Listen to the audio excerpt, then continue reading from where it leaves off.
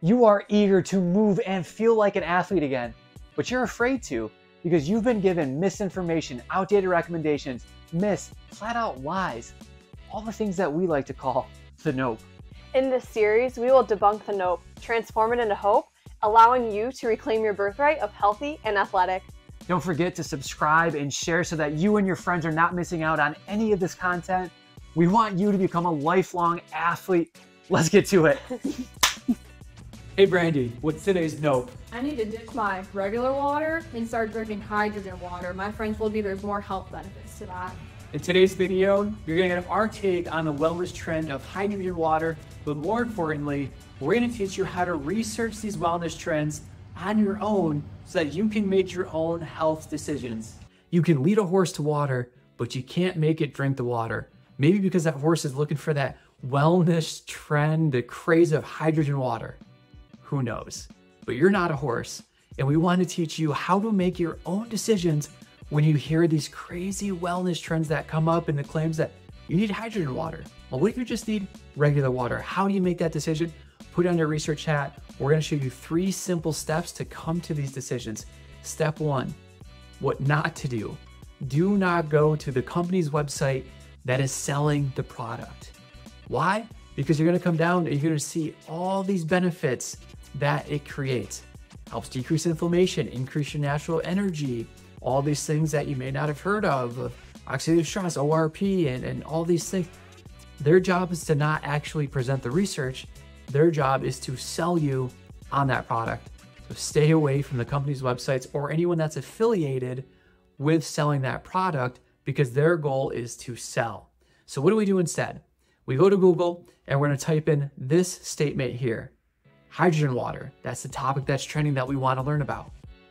Research, we want to know the actual research. I don't want to read articles and magazines. I want to go directly to the source. Think of it this way, if there's gossip and you partake in that gossip, it gets further away from the truth. If you go right to the source, you start to develop more of an understanding of why these claims are being made. So topic, hydrogen water. Research, well, what kind of research do we want to look at? Randomized control trial that is placebo-based. Why do we want that? Because we want to see, is it the thought that is creating the response, or is it actually that hydrogen water in this case that is creating that response? Bonus points when you type in human research. Why? Because people will report the health benefits that happen in animal studies, and we have the assumption that because it happened in a mouse, that it's going to happen in the human body, and that is not always the case. So the full statement we want to type in is the trend, hydrogen water, research, randomized control, placebo-based study, human research. Step 3, the next thing we want to ask when these studies start to pop up, do I fit the population that was researched in this trial that they're showing the benefits from? So let me just show you one quick. So these results state that clinical findings show that hydrogen-rich water may serve as an important adjunctive therapy for promoting and maintaining optimal health and wellness. Wow, it matches the benefit that was on that company website. This must mean that I should be drinking this. Hold on, let's go back up to the population. Who was this studied in?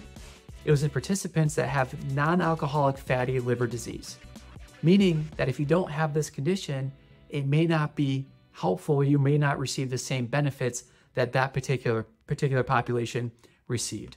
Let me show you another example here. This is what I was looking at inflammatory responses. I looked at peripheral blood cells, cell death. It was a randomized double-blind control trial, all the things that we wanted here. And it claims that this was great at decreased inflammatory responses, showed that the person was healthier after drinking this.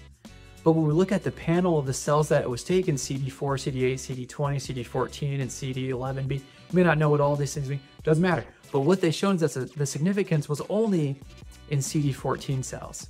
Furthermore, this was in healthy adults from 20 to 59.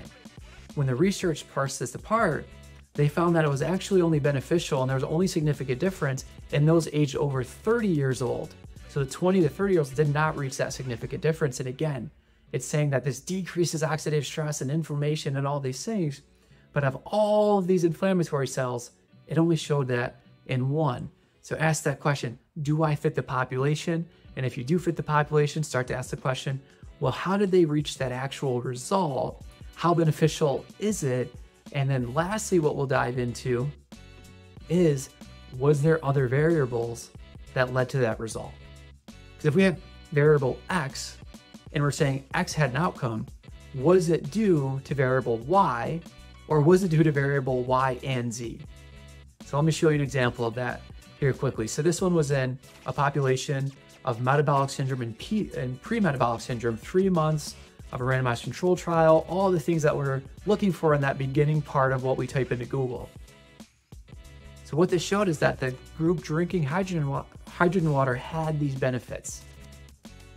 But when we look further into the results, they go on to say that this group that was drinking hydrogen water, they also engaged in a higher level of physical activity, which leads to the question, was it the high level of physical activity that led to these beneficial results, or was it truly the hydrogen water? Brandy, what's our take on hydrogen water from the research? The groundhog's take on it. What do we think? Hydrate before you dehydrate. Stay hydrated. It doesn't matter if it's hydrogen water or regular water, just stay hydrated. Hydrogen water is not a miracle solution to stress and anxiety and longevity. There are some benefits shown in certain populations, but that doesn't necessarily mean it's going to be a miracle for you. So what should we do?